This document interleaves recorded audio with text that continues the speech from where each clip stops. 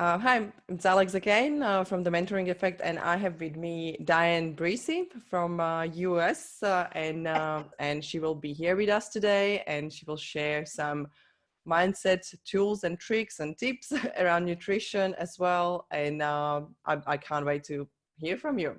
Hi, Yeah, how I'm are excited you? to be here. I'm good. I would like to ask you just to give us a little bit of overview about your life, like life story. How did you come to this counseling, or how did you come to the health and wellness coach? Okay. Well, in terms of working and doing mental health, working with people that suffer from like anxiety, depression, those types of things, that was something that I realized in high school that I wanted to do. And I just always kind of followed that. So, and it really started the story that kind of goes with it is I was on the bus one morning and I was in like 11th grade. And there was this girl who had moved in down the street from us, and I really didn't know her well. And she got on the bus and she sat down and she started talking about feeling suicidal. And that was the first time in my life I'd ever heard of anyone feeling like that. She and I got to talk. And it was after that day that I was like, this is what I want to do. I want to work with people that are really suffering and feeling like they have all these issues that are too big for them and help them to overcome that. So I graduated from high school. I went straight on into college, got a degree in psychology, went from there to get my master's in clinical social work, and actually practiced in that field up until this time. And it was about 5 years ago, I'd already been practicing in the field of mental health for about 20, 25 years, that I really started thinking more and more about the impact of nutrition, movement, all of those things, and how it really affects your mental health. And that was really very narrow, sort of looking at it from a medical model. So at that point, I started studying nutrition more, went and got certified as a Primal Health Coach, and then most recently got certified as an integrative medicine mental health practitioner. Yeah, So that's that's sort of amazing. the journey I took. That looks like you had the calling basically already from the high school and already in a really, really Absolutely. young age. That's very interesting. I'm actually curious about that feeling, because when you said that the girl in the bus, she was talking about that. Yes. How did you feel, if you remember, like how did you feel about that? What was, or did you help her somehow? I think I doubt I helped her because I really didn't know anything to help her. But I think I just felt, I remember having the feeling that no one should have to feel this way. Yeah. So it was just a lot of confusion about what could possibly be so bad that that's how you would feel. Um, and Yeah. thinking, it just shouldn't happen.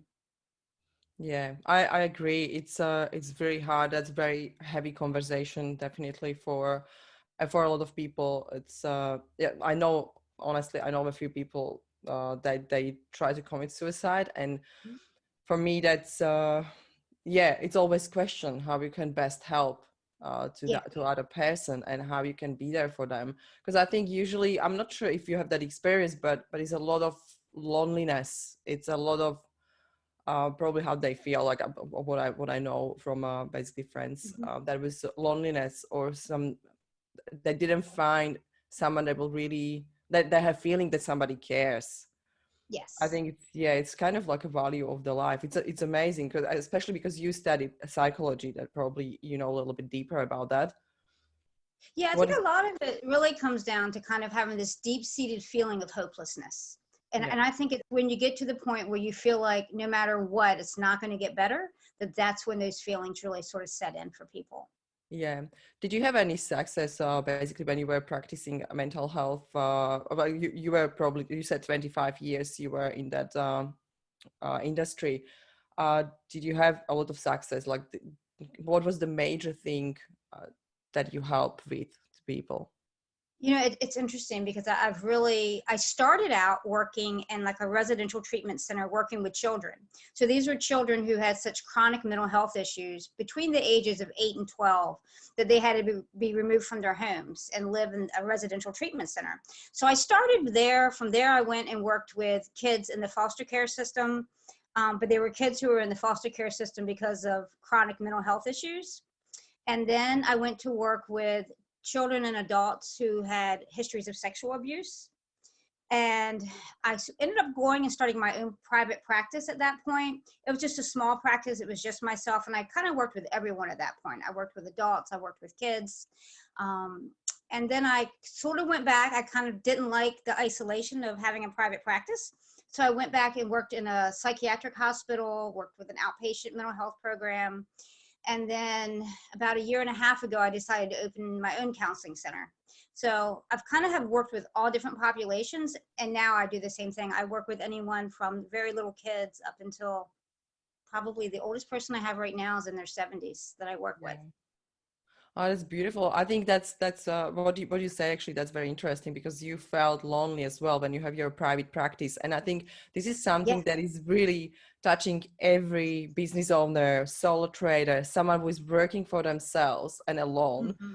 It's I'm not saying if you're working alone we have to or we should feel lonely, but that's the magic of that work. Like you're working from your home office or you're working from small office where you are alone. Yes. And most of the time I can see a lot of business people that actually fail just because of that, just because they feel actually lonely, and they just give up, basically not because they are not successful, but it's too long to be that Mm-hmm. lonely for them, because when you're building up the business it's taking a long time. Do you have any experience with that? Yeah, and I think that the biggest thing for that, both for people that sort of operate in a solo business, and as a whole, it's sort of being able to find a way to continue to grow. So I know for me, when I had my individual private practice, it was more about having those opportunities to have those intellectual conversations, to continue to grow as a practitioner, to get better at what you do. So I think now there's a lot more opportunity to do that because there's so much social interaction and there's ways to join with colleagues and make that a part of it. But I think as long as you have a way to grow within what you're doing, then it keeps you passionate and makes it easier to not feel so lonely. Yeah, that's awesome, because I really like that what you just said, because I think exactly when we're growing, we also connecting with people. Because we study, we are reading the books, we are connecting with other people, and I Yeah. think because we are all online, this is even more opportunity to connect with people like you, for example. I will be never connected with you personally because Right. we are so far away from each other.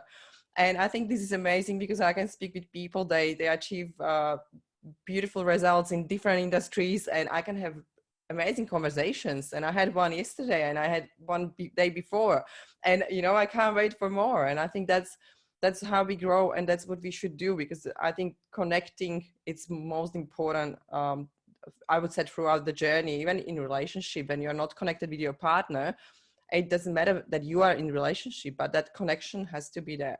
And I Yes. love the connection of the growth, and basically personal growth, personal development, and loneliness. That's great tip, I would say, for everyone, that if you feel lonely, just start to look around and do some personal development and courses or trainings, or connect with people, have conversations. That's great. Yeah, and kind of And finding those groups that you can be a part of and belong yeah. to. Yeah, it's so many masterminds, so many, live events. And even I started to do every Thursday a live event, just helping businesses to connect and actually solve their problems or their issues in business. And I think that's important, because when someone share, I guess there's a Mm-hmm. few other people in the room, they always have same thing and they can learn from that. And Absolutely.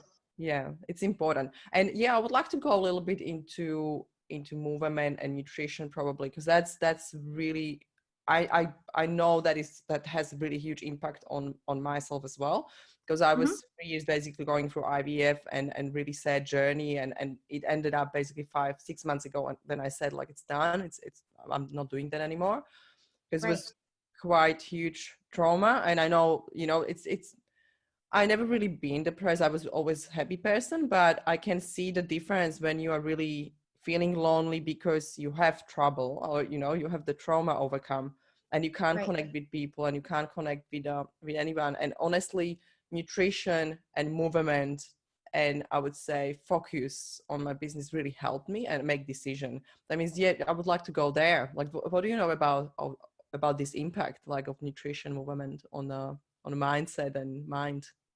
Right. I think the most amazing thing is you really don't realize how much it impacts you until you do something different, because you're so used to it. And I know here, our standard American diet is very focused on grains and a lot of the higher carbohydrate type foods, which Yeah, really, they cause the fluctuation in your blood sugars. They can help contribute to depression. So even though it's not healthy, it's sort of what we promote in our culture as, this is what it should be. One of the things that I have found the most effective, and it's difficult for a lot of people to do, but to do like a 21-day elimination diet where you just eliminate anything that's not natural. You eat your fruits, your vegetables, anything that comes out of the ground from an animal, but you eliminate processed foods, and you eliminate the dairy, and you eliminate some of those things. And then as you tie them back in, you really can figure out how they affect you. And that, it's just eye-opening for a lot of people. that's so true. Exactly, because I did actually a 30 days challenge. Like I Did tried you? different products, yeah, and it's funny because it doesn't really matter. It's not about products. It's about exactly what you eliminate. Like I stopped to eat. I think it was sugar, of course, Yep. alcohol, of course. Hmm. I think there was like less carbs, and it was healthy carbs. There was brown Yes. rice or sweet potatoes, and basically I cut everything. There was like no dairy, Yeah. no gluten, like nothing. And Yes. I felt so hungry first few days, but I realized after I think like 4 or 5 days, when Mhm. you overcome that, probably Right. that cravings, and it's just amazing. Like your focus, your mind, like it's crazy. I had so much energy. I had so much energy, and I was so happy. And that's the Right. Right. yeah. Yeah. The other thing I think a lot of people notice when they go back, so when they have something that they're putting in for the first time, especially if it's like a processed food, you really taste like the oils in it and the sugars in it and those things that you had stopped tasting, but they're really kind of repulsive. Yeah. um, and you notice that more. So and you notice how you feel. So and it's different for everybody because a lot of it is based on your culture or your ancestry in terms of what foods work best for you and what foods don't. So it's so much easier to do your own elimination diet and figure it out for yourself, because some people do fine with dairy, some people don't. Some people do fine with gluten, some people don't. So Yeah. it's so individual. It's not like somebody can just say, okay, follow this diet and you're going to feel great. Yeah. So it's kind of figuring it out for yourself. It is very hard because I remember I never had any problem with dairy, and I love yogurts. Like I never really drink. I wasn't not big milk drinker. Like I don't really like Mhm. that. But yogurts and cheese, like that's something that Right, I can't be without. It's like it's really I love cheese, and I right. found out I can't eat it, and that was after actually not that 30 days, but I was doing again like a clean days Hmm.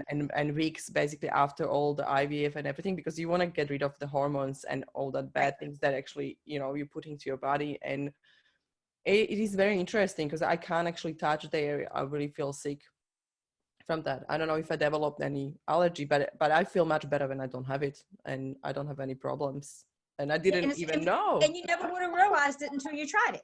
Exactly. And I didn't Yeah. even know that actually that's something that is probably influencing my body all these, 40 years. And Right. now it's like, well, maybe you shouldn't drink it or eat it because it's not Hmm. really having good impact on your body. Well, what do you think about, what you can tell about the impact of nutrition on brain? Like maybe something from science and something from your experience as well. Well, I think in terms of brain health, it sort of follows along a lot of the same lines that we're talking about, because a lot of it has to do with having the right minerals and vitamins so that your body can do what it's meant to do. So a lot of it really is about eating more of the whole foods and really cutting down on a lot of the sugars and the grains and that type of thing, because that really is what contributes to a lot of the anxiety and depression. One of the interesting things they have found is for people that follow a mostly vegetarian or vegan diet, that they can actually have higher levels of anxiety based to the pH balance in their blood. So it's one thing when I work with a client who is vegan or vegetarian and they suffer from a lot of anxiety, I usually have them go get some blood work done to find out what their pH is, because sometimes they need to add in, sometimes it's as simple as, adding in some apple cider vinegar to your diet, just something to balance it out a little bit, Yeah. because it's one of those things that you just don't think about because you're basically eating a healthy diet, but you could be missing something that you personally need. That's very interesting. And you mentioned greens. I would like to ask about that. What do you mean by greens? I didn't have any idea they have any bad impact on the body. So when I say greens, I mean more of like just the vegetables as a whole. So your lettuce, we have like collard greens, different types of those types of things. So really very high in iron, which especially for women is very important to have. But they also have just a lot of the zinc, the folic acid, a lot of those types of things, which your brain needs to be able to work at its best. That means, are you recommending actually to eat healthy or eat, I would say greens and salads, fresh Absolutely. salads? Yeah.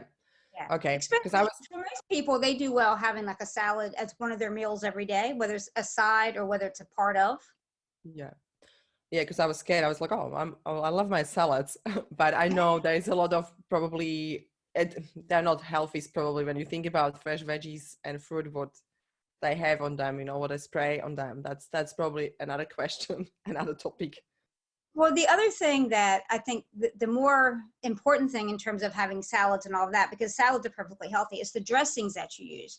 So one of the things that they have found that causes a lot of systemic inflammation in your body is using like corn oils and safflower flower oils and sunflower oils. And a lot of those are the ones that are used in common salad dressings. So you're using that dressing and it's got these unhealthy oils that can cause inflammation, which can cause all kinds of issues in terms Yeah. of dementia, memory, arthritis, all kinds of issues in the body. Yeah, I actually I was reading a lot about oils because that is another amazing topic I think, and it's really huge because there is a lot of questions about oil or how to use the oils. Because I guess Yes. everybody was thinking that okay, I'm using olive oil for Mhm. cooking and it's healthy. But I guess there is the difference because when you have extra virgin olive oil, that should be for Mhm. salad or for cold kitchen. And I know Yes. there is something, I don't know if you know about that something, or you can tell me about the oils because there is something I know when you're heating up that extra virgin oil, olive oil, that can something is happening with the I think chemical like the structure. Yeah. So Yeah. what happens is when you use olive oil on a high heat, it becomes rancid. So it actually becomes unhealthy for you. Yeah. So a lot of times they recommend using coconut oil or avocado oil for Yeah. cooking oil. Okay. I'm actually using grape seeds oil because there was, I think, coconut and grape seeds that said is great. I don't know. What do you think? Do you have any opinion about grape seed oil? I don't know a whole lot about grapeseed oil. So I can't really say. Yeah. Okay. Yeah. Because I I was, know that it's probably a healthier choice than the vegetable oils. yeah. Because that's for probably for ages. I'm not using any sunflower oil or canola oil. Probably I never use that. I never actually bought that because I think that's the worst oil probably on the Yeah. market. Yep. And yeah, I was always using olive oil, and now I read a lot about coconut and grape seeds for cooking. But yeah, probably I would like to do probably more research about that on that. Okay, Yeah. that means oils. But yeah, oils are very, I know they're very healthy for brain, and I guess healthy oils are important. I know about walnuts and avocado. Do you have any other ideas for us, like what we can actually um, probably eat or add to our diet to improve our brain, and flexibility? Berries are very helpful. So like blueberries, raspberries, strawberries, blackberries, any of Okay. the berries are very, and they also help with inflammation as well. But a lot of it, when you think about it, in terms of the memory issues and some of that in the brain, a lot of the inflammation also affects that. So anything that works with the inflammation usually works well with your brain as well. So berries, figs are very healthy. Any kinds of salad greens, anything like that Yeah. all support it. And anything that's got a high quality mineral. Yeah. Um, Okay. And yeah, and I would like to jump to the movement because I know that's the big part of your wellness program or the counseling you're running. And I know it's movement, yes, nutrition, and the mental health. Um, yes. well, just tell me what that means. Like, I would like to know more about that. Well, one of the big things that they have found is that when people go through a traumatic experience, it not only gets locked in the brain, it gets locked in the body. So unless you can find a way to release it from the body, you don't really completely treat the trauma. So one of the things that's used oftentimes is yoga. So we have a yoga program that all of our clients attend. They get free weekly sessions as part of their counseling sessions, and then we have other sessions they can attend. But it's fabulous for trauma, for anxiety, for depression, all of those types of things. Another type of thing that actually I've been studying more, and so I'm kind of new to this, is Tai Chi, and being able to use that type of movement. And again, it kind of does the same thing. It sort of releases some of the tension and the anxiety and the stress that's held in the body. So it's a release more than anything, which I find is really helpful. In women, one of the things that they have found is you think a lot about cardio. So you think about going out and taking a walk or running or going cycling. But they actually found that with women, strength training actually is more effective for depression than is like a cardio exercise. So we recommend, some type of strength training, whether it's body weight training, squats, push-ups, planks, that type of thing, or actually getting into a gym and lifting weights. Doesn't have to be Olympic, heavy weights. You can go in there and lift some 5 pounds, 10-pound dumbbells, but it Yeah. has a huge effect. I must agree. I have really funny experience with that trauma, what I was talking about, because I was actually, I was a yoga teacher. I made my course, but I stopped to do that after that. And because I was happy, I didn't need it, and it was too slow exercise. And I actually love to run and all cardio, how you said.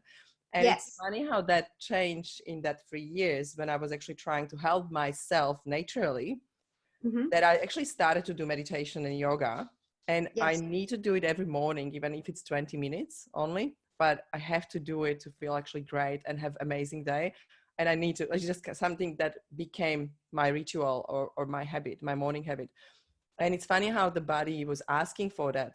And the same thing that I actually stopped run because my knees started to sore, my joints, I think after hormones Mm-hmm. and all that probably treatment that I was getting, my Yeah. body felt so weak for running. And I just really, I couldn't do any cardio because it was painful. And Mm-hmm. I naturally came to like this secrets exercise. Then when you have dumbbells and you do push-ups and all that, like 30 minutes, high intense exercise, but it's all about muscles. And Yes. I'm doing that a few months and it's just amazing. Like you need really 20, 30 minutes, but my knees actually healed. Like I feel so much better. And I guess Great. I feel like I can go around probably now, but I'm just Mm-hmm. don't pushing that. Like I'm trying to do more just that muscles and really just, it's like it's like a, I don't know if it's nourishing or renovation of your, like it's all like a renovation of your body, I would say, because kind of, yeah, because I think you're losing also muscles with the age. I guess for women it's something that naturally happen, that we Mm-hmm. should do more weights, I guess. Absolutely. Yes. And they also find in terms of, when you talk about doing yoga and meditation in the morning, that really does help with cognition as a whole because it helps with focus, it helps with memory, Yeah. because it just gets you to a good starting place first thing in the morning. So that's one of the best things that you can do.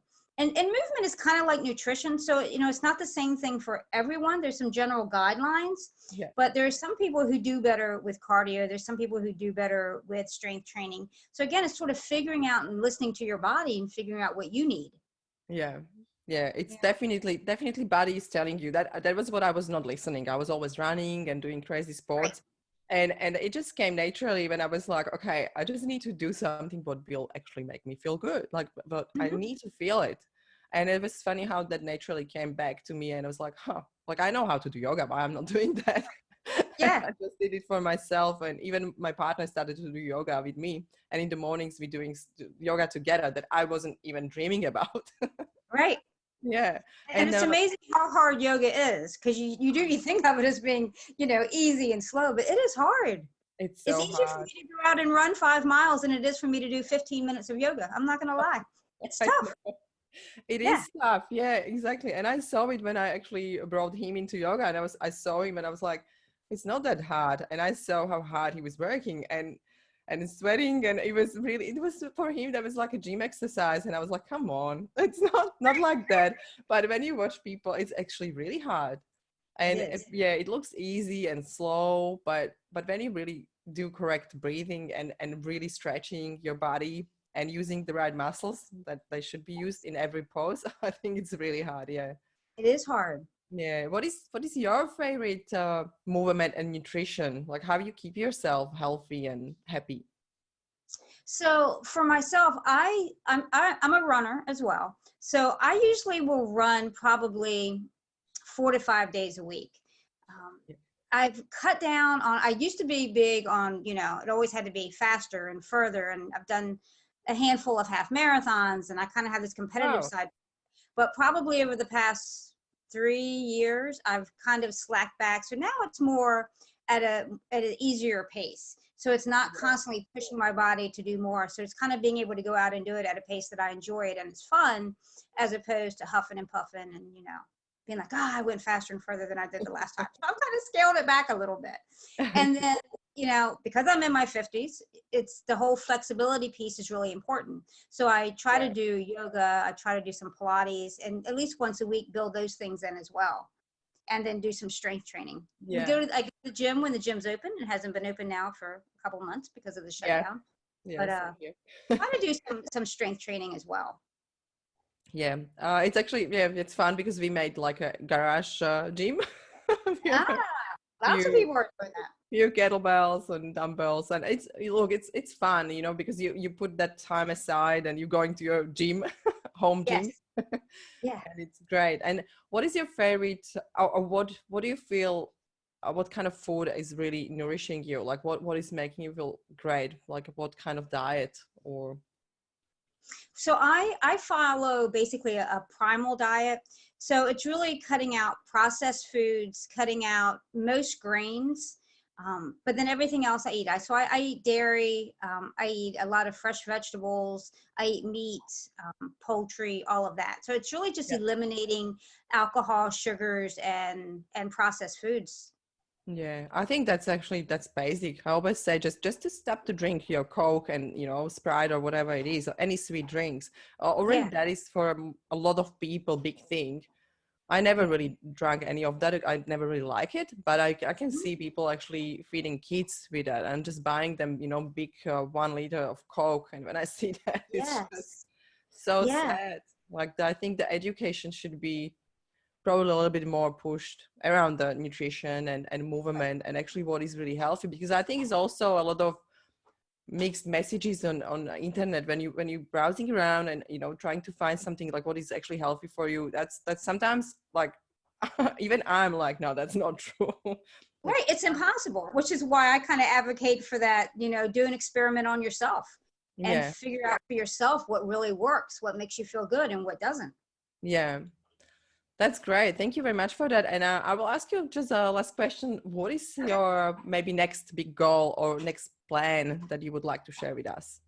So right now I'm in the process of having a workbook published. So it's a wellness workbook. And what it's really doing is it looks at all 8 dimensions of wellness. So it looks at your physical health, your mental health, spirituality, environmental, what you do in terms of that, intellectual, creativity, kind of making sure that you're putting energy into all the different realms that you need to put into. So I'm working on that. I'm also working on a couple online courses that I'm going to be doing. The first one is around anxiety and really helping people look at what's creating the anxiety and learning to get past it. I've had so many people that come to me and they have this thought that they have this anxiety that's just part of who they are, and it'll never go away. So they come in, they're like, oh, I want to know how to cope with my anxiety. And I'm like, why don't you want to get rid of your anxiety? Why just cope with it? So it's really a course to help people figure out what's behind it and actually get rid of it instead of having to figure out how to deal with it day in and day out. So they're the couple big things that I'm working on, and then just expanding the wellness services. Like I said, I want to get certified in Tai Chi. So being able to teach that as a component at the wellness center, so that's one more thing that people can try in terms of the movement-based stuff. Yeah.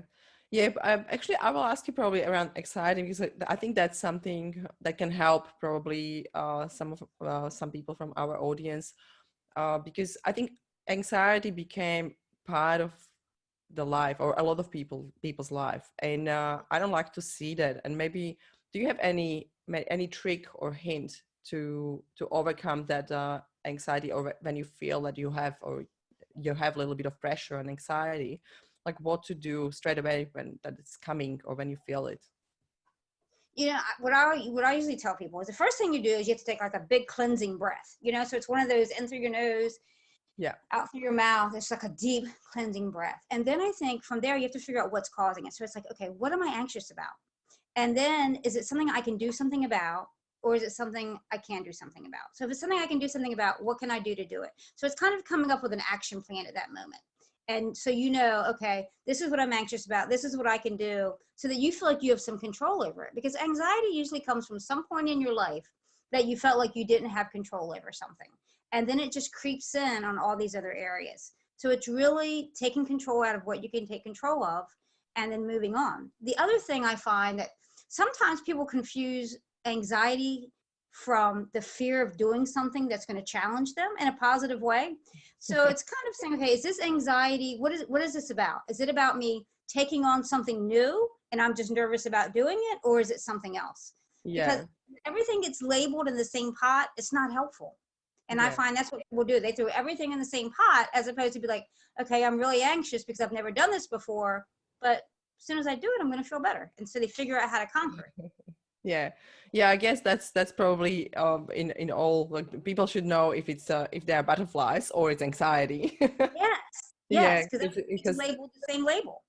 yeah, I Yeah, absolutely agree. Yeah, and I absolutely agree on that anxiety, that thinking about what is causing that, and actually if usually it is something that we don't have control over, like it's causing mhm, that anxiety. And it's funny how, because I tried a few things, because when I came to Australia, for me that was all new. I couldn't find a job, and I actually had troubles because I always had my business before. And I came to the new country. I was like, oh, I just need to find a job. I don't know why I was actually even thinking that.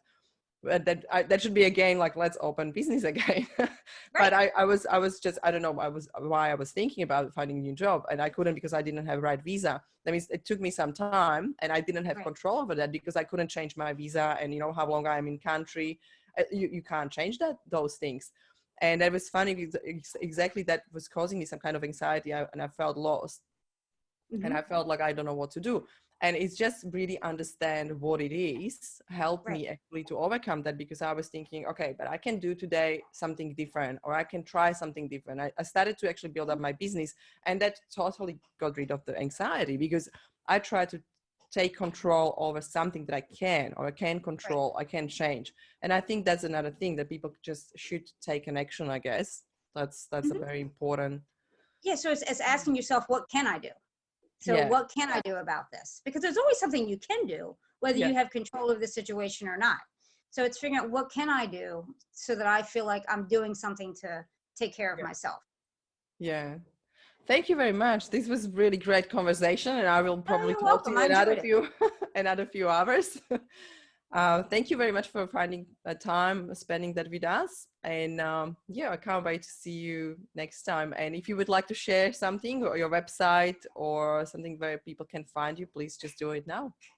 Okay, well, the website we have is www.acadia, it's ACADIA, counselingandwellness.com. And there's a blog there, and there's some access to some of the other resources that we have. So they absolutely can look us up there. Or we're also on Facebook. We have a page there that you're welcome to check out. But we post a lot of mental health tips and wellness tips on there on a regular basis as well. Yeah. Thank you very much, Diane. It was my You're pleasure, welcome. and see you next time. All right, thank you. Thanks. Bye. Bye.